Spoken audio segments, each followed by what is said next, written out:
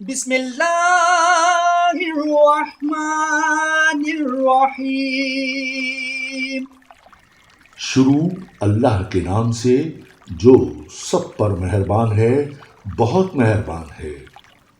اے پیغمبر، یقین جانو ہم نے تمہیں کھلی ہوئی فتح عطا کر دی ہے تاکہ اللہ تمہاری اگلی پچھلی تمام کوتاہیوں کو معاف کر دے اور تاکہ اپنی نعمت تم پر مکمل کر دے اور تمہیں سیدھے راستے پر لے چلے، اور تاکہ اللہ تمہاری ایسی مدد کرے جو سب پر غالب آ جائے۔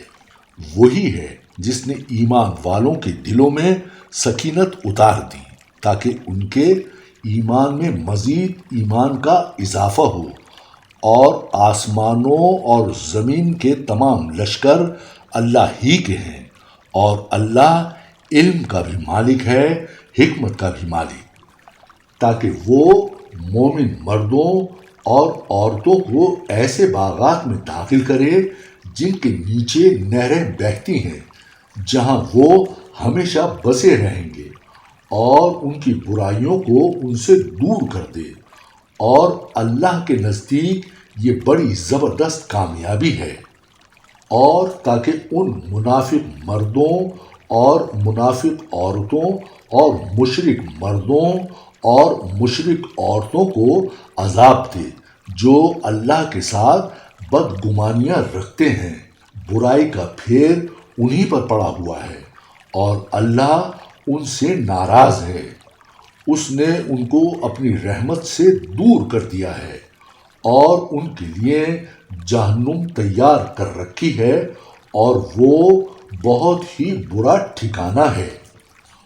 اور آسمانوں اور زمین کے تمام لشکر اللہ ہی کے ہیں، اور اللہ اقتدار کا بھی مالک ہے، حکمت کا بھی مالک۔ اے پیغمبر، ہم نے تمہیں گواہی دینے والا، خوشخبری دینے والا اور خبردار کرنے والا بنا کر بھیجا ہے تاکہ اے لوگوں تم اللہ اور اس کے رسول پر ایمان لاؤ اور اس کی مدد کرو اور اس کی تعظیم کرو، اور صبح و شام اللہ کی تسبیح کرتے رہو۔ اے پیغمبر، جو لوگ تم سے بیعت کر رہے ہیں وہ در حقیقت اللہ سے بیعت کر رہے ہیں۔ اللہ کا ہاتھ ان کے ہاتھوں پر ہے۔ اس کے بعد جو کوئی عہد توڑے گا اس کے عہد توڑنے کا وبال اسی پر پڑے گا، اور جو کوئی اس عہد کو پورا کرے گا جو اس نے اللہ سے کیا ہے تو اللہ اس کو زبردست ثواب عطا کرے گا۔ وہ دیہاتی جو حدیبیہ کے سفر میں پیچھے رہ گئے تھے، اب وہ تم سے ضرور یہ کہیں گے کہ ہمارے مال و دولت اور ہمارے اہل و عیال نے ہمیں مشغول کر لیا تھا، اس لیے ہمارے لیے مغفرت کی دعا کر دیجیے۔ وہ اپنی زبانوں سے وہ باتیں کہتے ہیں جو ان کے دلوں میں نہیں ہوتی۔ ان سے کہو کہ اچھا، تو اگر اللہ تمہیں کوئی نقصان پہنچانا چاہے یا فائدہ پہنچانا چاہے تو کون ہے جو اللہ کے سامنے تمہارے معاملات میں کچھ بھی کرنے کی طاقت رکھتا ہو؟ بلکہ جو کچھ تم کرتے ہو اللہ اس سے پوری طرح باخبر ہے۔ حقیقت تو یہ ہے کہ تم نے یہ سمجھا تھا کہ رسول صلی اللہ علیہ وآلہ وسلم اور دوسرے مسلمان کبھی اپنے گھر والوں کے پاس لوٹ کر نہیں آئیں گے، اور یہی بات تمہارے دلوں کو اچھی معلوم ہوتی تھی، اور تم نے برے برے گمان کیے تھے، اور تم ایسے لوگ بن گئے تھے جنہیں برباد ہونا تھا۔ اور جو شخص اللہ اور اس کے رسول پر ایمان نہ لائے تو وہ یاد رکھے کہ ہم نے کافروں کے لیے بھڑکتی ہوئی آگ تیار کر رکھی ہے، اور آسمانوں اور زمین کی سلطنت تمام تر اللہ ہی کی ہے۔ وہ جس کو چاہے بخش دے اور جس کو چاہے عذاب دے، اور اللہ بہت بخشنے والا بہت مہربان ہے۔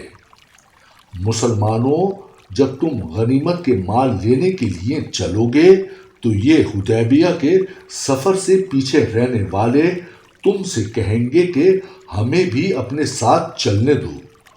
وہ چاہیں گے کہ اللہ کی بات کو بدل دیں۔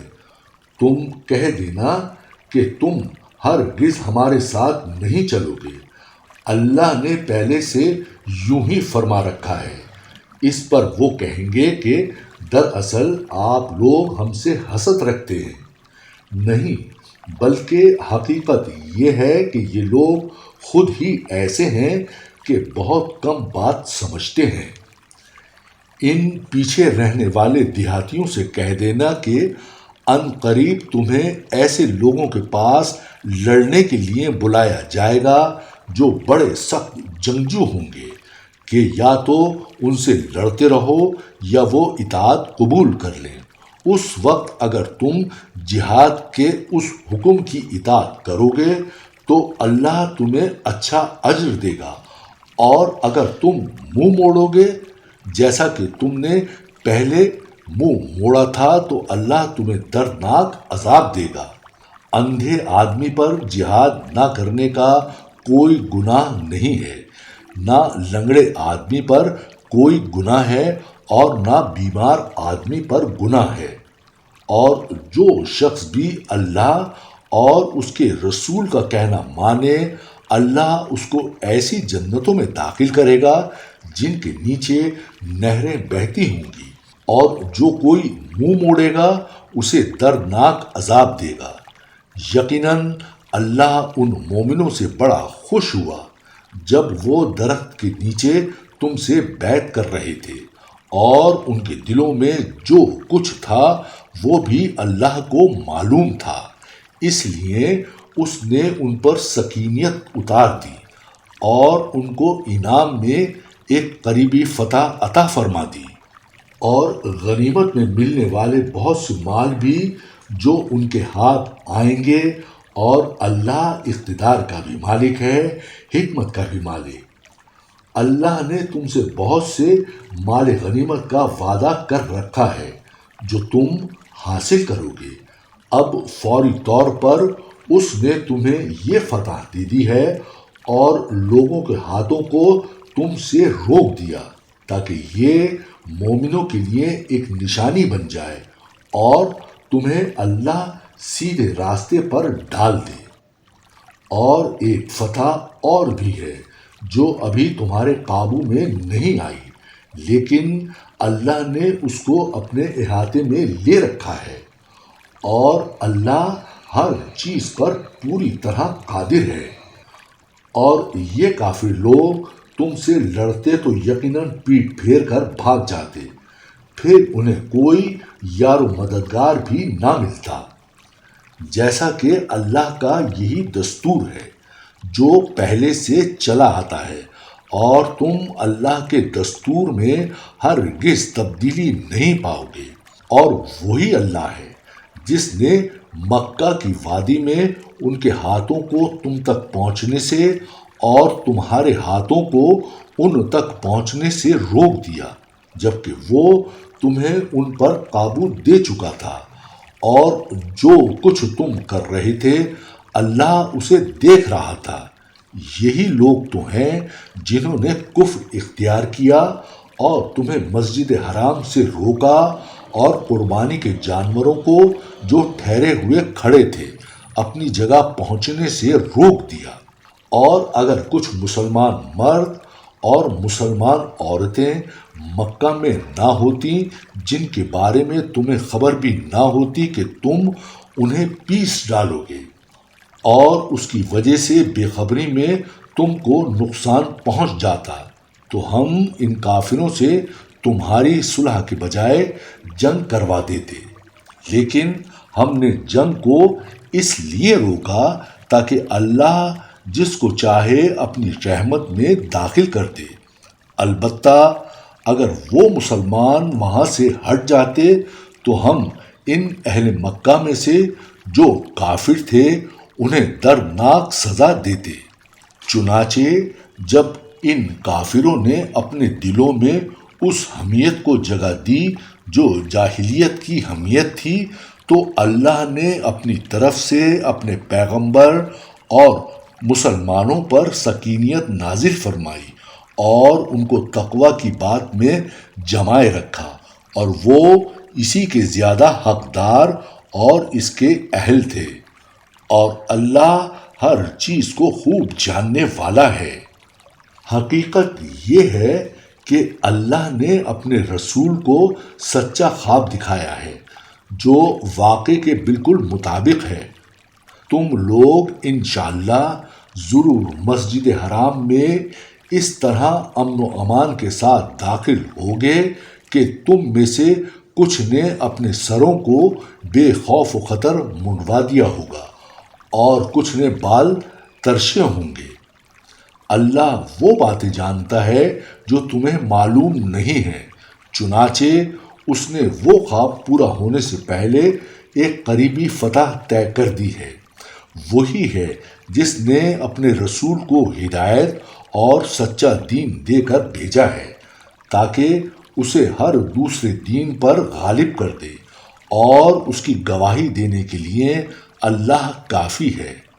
محمد صلی اللہ علیہ وآلہ وسلم اللہ کے رسول ہیں، اور جو لوگ ان کے ساتھ ہیں وہ کافروں کے مقابلے میں سخت ہیں اور آپس میں ایک دوسرے کے لیے رحم دل ہیں۔ تم انہیں دیکھو گے کہ کبھی رکوع میں ہیں، کبھی سجدے میں، غرض اللہ کے فضل اور خوشنودی کی تلاش میں لگے ہوئے ہیں۔ ان کی علامتیں سجدے کے اثر سے ان کے چہروں پر نمایاں ہیں۔ یہ ہیں ان کے وہ اوصاف جو تورات میں مذکور ہیں، اور انجیل میں ان کی مثال یہ ہے کہ جیسے ایک کھیتی ہو جس نے اپنی کونپل نکالی، پھر اس کو مضبوط کیا، پھر وہ موٹی ہو گئی، پھر اپنے تنے پر اس طرح سیدھی کھڑی ہو گئی۔ کاشتکار اس سے خوش ہوتے ہیں تاکہ اللہ ان کی اس ترقی سے کافروں کا دل جلائے۔ یہ لوگ جو ایمان لائے ہیں اور انہوں نے نیک عمل کیے ہیں، اللہ نے ان سے مغفرت اور زبردست ثواب کا وعدہ کر لیا ہے۔ صدق اللہ العظیم۔